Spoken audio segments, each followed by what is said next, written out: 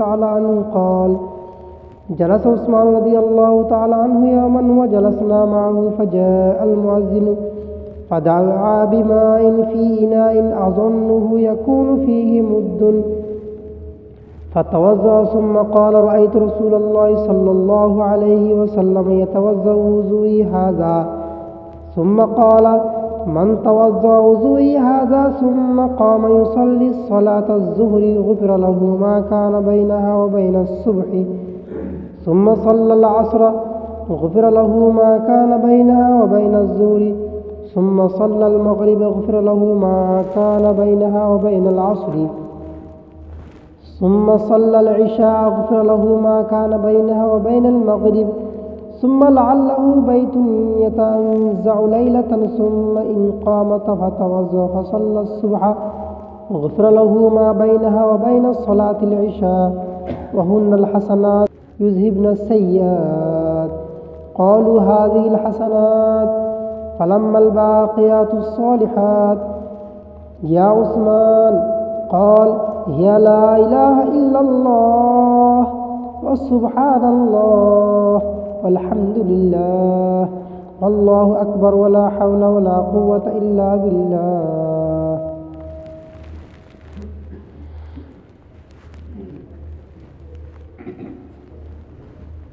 मेरे भाइयों मोहतरम दोस्तों बुजुर्गों, हज़रत मौलाना ইউসুফ রহমতুল্লাহ আলাইহি আমাদের দাওয়াতের সাথীদের জন্য এখানে যে হাদিসটা এনেছেন, এই হাদিসের মাধ্যমে বুঝিয়েছেন যে নবী করিম সাল্লাল্লাহু আলাইহি ওয়াসাল্লাম সাহাবা রাদিয়াল্লাহু তাআলা আনহুমদের কাছে প্রতিটি আমলের নমুনা দেখিয়েছেন। নমুনা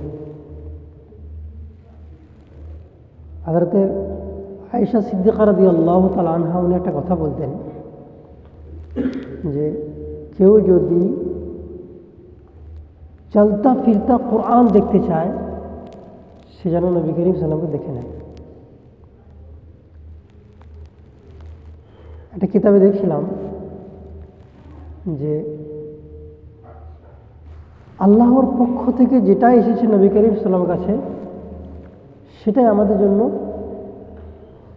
নেওয়ার মতো নসিহত। কিন্তু এই নসিহতগুলোকে দুই ভাগে বিভক্ত কেন করা হয়? একটা হলো কোরআন, একটা হাদিস, সবই একটাই হতো। কোরআনের এত মূল্য দেওয়া হয়, গোটা পৃথিবীতে অসংখ্য হুফাজে কিরাম সেগুলোকে মুখস্থ করছে এবং তেলাওয়াত করছে, তারপর আমল করছে। কিন্তু যদি দেখা যায় প্রায় 10 লক্ষ হাদিস রয়েছে, সেই হাদিস প্রতি অতটা মানুষের ভ্রুক্ষেপ নাই, গুরুত্ব নাই। তো আল্লাহ তাবারক তাআলা যখন সবটা আল্লাহর পক্ষ থেকে দুটো বিভক্ত করা কি দরকার ছিল? তো লিখেছেন যে ওয়াহি দুই প্রকার, একটাকে বলে ওয়াহিয়ে মাতলু, একটা ওয়াহিয়ে গায়র মাতলু।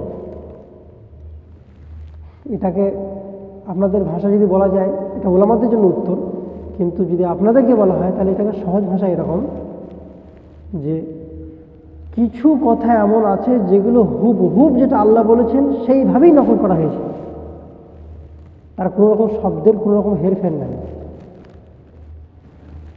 তো সেটা হলো কোরআন। আর হাদিসটা হলো কি? হাদিসটা হলো এই যে কথা আল্লাহ আর শব্দটা হচ্ছে নবী করিম সাল্লাল্লাহু আলাইহি ওয়াসাল্লাম। কথাটা কার? আল্লাহ, কিন্তু শব্দটা কার? নবী করিম সাল্লাল্লাহু আলাইহি ওয়াসাল্লাম। উদাহরণস্বরূপ বলা হলো যে আগামী মাসের 28 তারিখে ছাত্রীতে জোর হবে, তোমরা দাওয়াত দিয়েছ। তো হুবহুব এই কথাটাকে যদি নকল করে কোনো মসজিদে বলা হয় সেটাকে মাতলু বলা হয়। আর যদি ওই কথাটা তার নিজের ভাবমূর্তিতে নিজের ভাষা প্রকাশ করে সেটাকে বলে গায়ের মাতলু। যাই হোক, কথাটা কিন্তু সবটাই আল্লাহ। হাদিসে যা কিছু আমরা দেখছি সবই কিন্তু আল্লাহ। এই কথাগুলো কার? আল্লাহ। শব্দটা নবী করিম সাল্লাল্লাহু আলাইহি ওয়াসাল্লামের, কিন্তু কথাটা আল্লাহ। ঠিক ওই রকমই কোরআনটা কি, কোরআনটা শব্দও আল্লাহর, কথাটাও আল্লাহ। যাই হোক, তো এইখানে যে বলতে চেয়েছেন যে নবী করিম সাল্লাল্লাহু আলাইহি ওয়াসাল্লামকে এই জিনিসটা কেন করা হলো, যে তিনাকে ইখতিয়ার কেন দেওয়া হলো যে আপনি আপনার নিজের ভাষায় বোঝান। এখন যদি কারি সাহেব আরবি ভাষাতে এখানে মানুষকে বোঝাতে শুরু করেন, কি বলেন, বুঝতে পারবো আমরা? তো ঠিক ওইভাবেই আল্লাহ তাবারক তাআলা ওহী গায়ের মতলুবের মাধ্যমে অর্থাৎ হাদিসের মাধ্যমে বোঝাতে চেয়েছেন যে পুরো শরীয়তটা একটা নমুনা হয়ে যেতে হবে আমাদেরকে, যে আমাকে দেখে অন্য সাথী যেন বেড়ে যায়, আমাকে দেখে যেন অন্য সাথী বেড়ে যায়। মৌলানা সাদ সাহেব একটা খুব গুরুত্বপূর্ণ কথা বলেন, যেটা আমার খুব দিলে ধরে যায়। বলেন যে ईमान आता है 4 रास्तों से। ईमान से कटा रास्ता है? 4টে रास्ता है। नंबर 1 दिमाग से, कान से, जबान से, आँख से।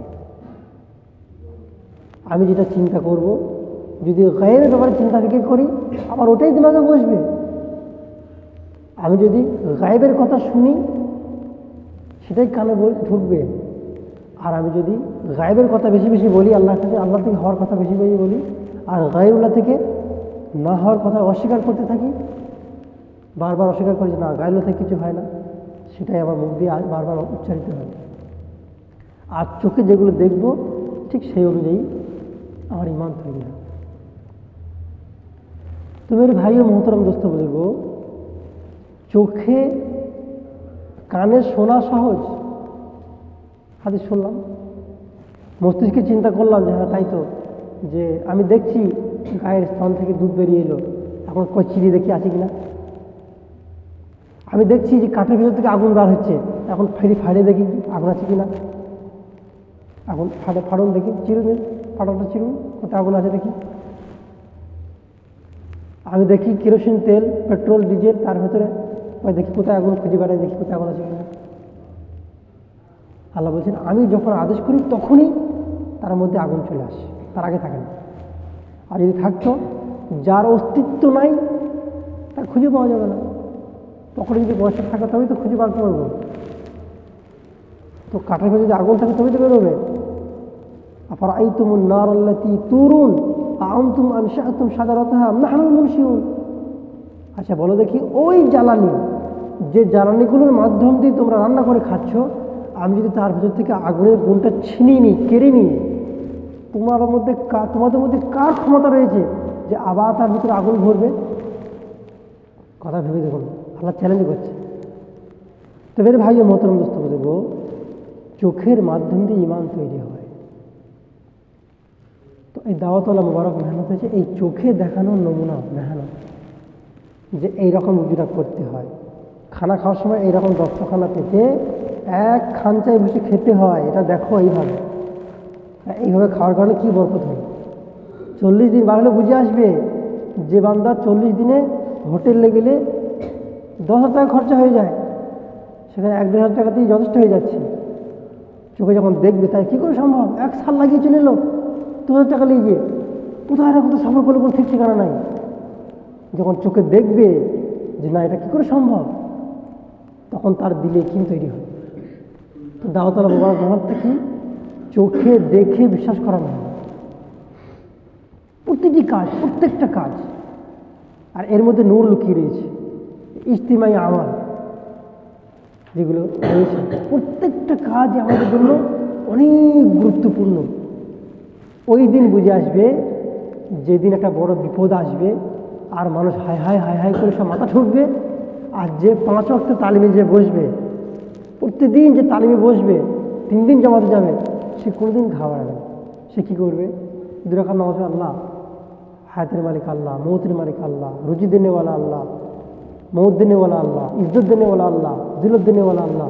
তার কোনো মাথা ঠোকাঠুকি ব্যাপার নেই। তুমি সুখ দিলেও আমি খুশি, তুমি দুঃখ দিলেও আমি খুশি, কারণ তুমি আমাকে দেখছো। এই সিফাত তৈরি হয় কি হয় না বলুন? আর অপরদিকে তারই ভাইটা যে কোনোদিন মসজিদে ঢোকে নাই, তালিম বসে নাই, সে মাথা চাপড়ে চাপড়ে মরছে, আমার কী হবে, আমার কী হায় হায় করে মরছে।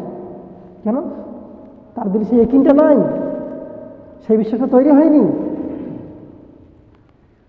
হয়তো গায়েব মানে কি, যেটা দেখা যায় না, এইগুলো যে চেলা লাগালো, হয়তো সে সূরা শিখতে পারেনি, হয়তো সে কলমা শুদ্ধ করতে পারেনি, কিন্তু কলমা থেকে যেটা তাকাজা, যেটা চাওয়া হচ্ছে, সেটা সে শিখে ফেলেছে। আমি হয়তো বুঝতে পারছি না আপনাদের, কলমার হয়তো শুদ্ধ করে পড়তে পারেনি, কিন্তু কলমার যেটা তাকাজা, যেটা কলমা থেকে চাওয়া হচ্ছে, সে চেলা শিখে ফেলেছে। আর সেই জিনিসটা দেখানো যায় না, তার কোনো রঙও নাই, তার কোনো গন্ধও নাই, তাকে ছোঁয়া যায় না, তার দিল থেকে বার করা যায় না। বেরোবে বলেন? একিন কোনোদিন, একিন আল্লাহ থেকে হওয়ার একিন দিল থেকে দিল চিলে বার হবে? কোনোদিন বার হবে। কিন্তু আর ওরই বিনিময় যান না, ওই একিনটার বিনিময় যান না, যেটা দিল চিল্লে, যেমন কাঠের ভেতরে চিল্লে বার আগুন খুঁজে পাওয়া যায় না, তো দিল চিড়ে দেখা যাবে না, কলিজাটা কেটে বার করবো আর দিলটাকে চিড়ে ফেরে তার ভেতরে এই একিনটা আছে কিনা। তো মেরে ভাই মতন বুঝতে বুঝবো বলার উদ্দেশ্য যে দাওয়াতুল্লাহ মুবারক মেহনত মানে আমলি নমুনা, আমলি নমুনা। আর এটাই বোঝাতে চেয়েছেন আজকে হাদিসের মধ্যে। হাদিসের দিকে খেয়াল করি। বিসমিল্লাহির রহমানির রহিম। এই হাদিসের মধ্যে বাজ্জার নামক কিতাবে এই হাদিসটা রয়েছে। হযরতে হারিস রাদিয়াল্লাহু তাআলা আনহু, ইনি হযরতে ওসমান রাদিয়াল্লাহু তাআলা আনহুর আজাদকৃত গোলাম ছিলেন। ইনি বলছেন যে হযরতে ওসমান রাদিয়াল্লাহু তাআলা আনহু বসে রয়েছেন, ওয়া জালাসনা মাআহু, আমিও তার পাশে বসে রয়েছি। এক সময় তিনি তার কৃতদাস ছিলেন, সেই দাসকে আজাদ করে দিয়েছেন। তো এখন উনি এবং সেই দাস মিলে পাশাপাশি বসে রয়েছেন। ফাজা আল মুয়াজ্জিন, কিছুক্ষণের মধ্যে মসজিদে মুয়াজ্জিন সাহেব এলেন। ফাদআ বিমাইন ফি ইনাইন, ওর ভাই একটু উজু করবো, পানি দেবে? তিনি তখন পানির ব্যবস্থা করলেন। আযুন্নু ইয়াকুনু ফিহি মুদ্দান, আমি অনুমান করে দেখলাম তাতে যা পানি ছিল মনে হচ্ছে এক মুদ হবে। এক মুদটা হচ্ছে, এখানে ডিকশনারি এখানে দিয়েছে, বিভিন্ন ডিকশনারিতে দিয়েছে যে এতটা পরিমাণ পানি যার মাধ্যমে উজু করা হয়, আনুমানিক এক বদলা। এবং উজু করলেন। উজু করার পরে উনি বললেন যে রাআইতু রাসূলুল্লাহ সাল্লাল্লাহু আলাইহি ওয়াসাল্লাম ইয়াতাওয়াজ্জাউ উযুই হাযা, যে আমি যেভাবে উজু করলাম ঠিক এইভাবেই নবী করিম সাল্লাল্লাহু আলাইহি ওয়াসাল্লাম উজু করে আমাদেরকে দেখিয়েছিলেন। তারপরে সুম্মা ক্বাল মান তাওয়াজ্জা উযুই হাযা সুম্মা কাম ইউসাল্লি সালাতাজ যুহর গুফিরা লাহু মা কানা মিনহা বাইনাহা ওয়া বাইনাস সুবহ, কেউ যদি এইভাবে উজু করে যোহরের নামাজ পড়ে তাহলে ফজর থেকে নিয়ে যোহর পর্যন্ত যা কিছু ছোট ছোট গুনাহ হয়ে গেছে আল্লাহ তাআলা সব মাফ করে দেবেন।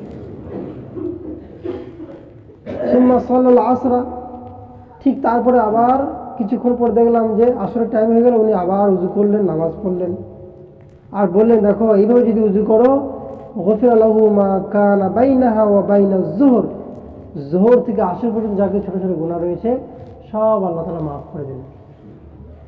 ফের পুনরায় দেখলাম যে একটু পরে মাগরিবের টাইম হলো। সুম্মা সাল্লাল মাগরিব, আবার মাগরিব নামাজ পড়লেন আর এই কথাই বললেন যে গুফিরা লাহু মা কানা বাইনাহা ওয়া বাইনাল আসর, মাগরিব থেকে নিয়ে আসর থেকে মাগরিব পর্যন্ত যা কিছু ছোট ছোট গুনাহ হয়ে গেছে সব আল্লাহ তাআলা মাফ করে দেবেন। সুম্মা সাল্লাল ইশা, আবার ঈশা নামাজ পড়লেন আর বলেন গুফিরা লাহু মা কানা বাইনাহা ওয়া বাইনাল মাগরিব, বলেন যে ঈশা থেকে নিয়ে মাগরিবের যে মাঝখানে যে ছোট ছোট গুনাহগুলো হয়ে গেছে আল্লাহ তাআলা সব মাফ করে দেবেন। সুম্মা লাআল্লাহু ইয়াবিতু, তারপর দেখলাম যে উনি রাত্রি হয়ে গেল, খাওয়া দাওয়া করে ঘুমাতে গেলেন, সারা রাত খালি একাত করতে করতে করতে করতে ফজরের টাইম হয়ে গেল। সুম্মা ইন্না কামা ফাতাওয়াজ্জা ফাসাল্লা সুবহ, আবার উজু করলেন, উজু করার পরে উনি সকালে ফজরের নামাজ পড়লেন আর বললেন শোনো গুফিরা লাহু মা বাইনাহা ওয়া বাইনা সালাতিল ইশা, তুমি যদি এইভাবে উজু করো আর এইভাবে নামাজ পড়ো আল্লাহ তাআলা ইশা থেকে নিয়ে ফজর পর্যন্ত যে কিছু ছোট ছোট গুনাহগুলো হয়ে গেছে আল্লাহ তাআলা সব মাফ করে দেবেন। এগুলো বলার পরে উনি বললেন সেই গোলাম যে হে আমার আকা হুন্নাল হাসানাত ইউযহিবনাস সাইয়্যাত। আচ্ছা, আপনি যে কথাগুলো বলছেন এই কথাগুলো কি কোরআন শরীফে এইরকম বলা নাই? ইন্নাল হাসানাত ইউযহিবনাস সাইয়্যাত, যে নেকি সমূহ গুনাহগুলোকে খেয়ে নেয়, নষ্ট করে দেয়। তাহলে এটা কি আপনি এটাই বলতে চাইছেন? হ্যাঁ হ্যাঁ, আমি এটাই বলতে চাইছি। ইন্নাল হাসানাত ইউযহিবনাস সাইয়্যাত, যে নেকির কাজ করে, নেকির কারণে ছোট ছোট গুনাহগুলো আল্লাহ তাআলা ক্ষমা করে দেয়। ঠিক আছে, সেটা বুঝে নিলাম।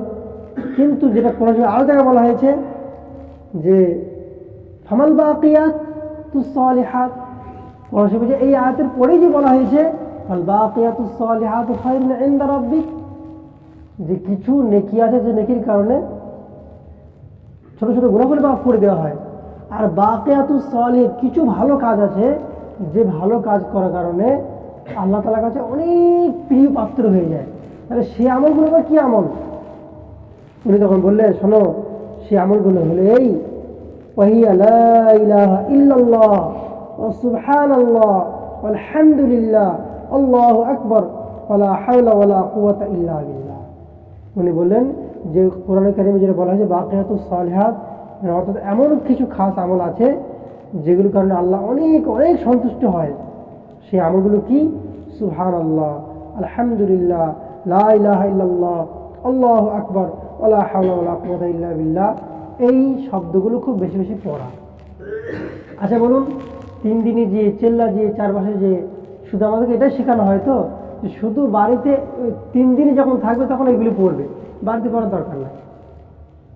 এটা শিক্ষা দেওয়া হয় না, বরঞ্চ এটা এই আমলটা সারা জিন্দেগির জন্য এটাই শিক্ষা দেওয়া হয়, এটাই বলা হয়। তো বলুন, কেউ যদি এই আমলগুলো করে, আজকে হাদিস দ্বারা বুঝতে পারলাম সে আল্লাহর অনেক প্রিয় পাত্র হয়ে যাবে। নামাজ তো পড়ি। আগে একটা হাদিস রয়েছে, খুব সংক্ষেপে তর্জমা করে ছেড়ে দিচ্ছি।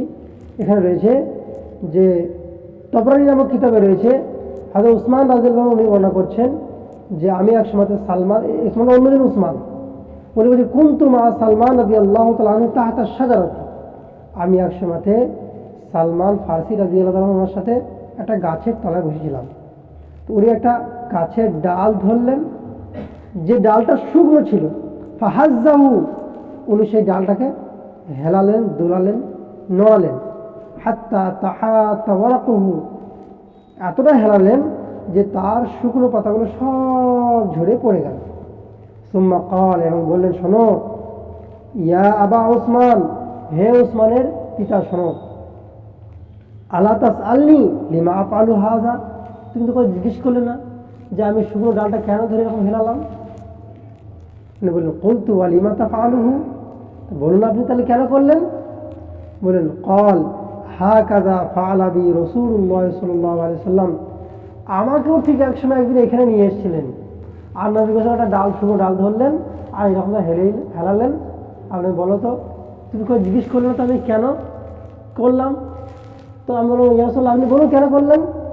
উনি তখন বললেন যে কেউ যদি 5 ওয়াক্তের নামাজ ভালোভাবে উজু করে পড়ে নেয়, আল্লাহ তাবারক তাআলা এই ডালের যে সমস্ত পাতাগুলো ছিল যেভাবে ঝরে গেল, তার ছোট ছোট গুনাহগুলো সব এইভাবেই ঝরে পড়ে যায়। সুবহানাল্লাহ। তাহলে বলুন, এই হাদিস দ্বারা কি বুঝতে পারলাম? যে খোদ নবী করিম সাল্লাল্লাহু আলাইহি ওয়াসাল্লাম যেভাবে দেখিয়েছেন, সালমান ফারসি রাদিয়াল্লাহু আনহু ঠিক সেইভাবেই দেখালেন।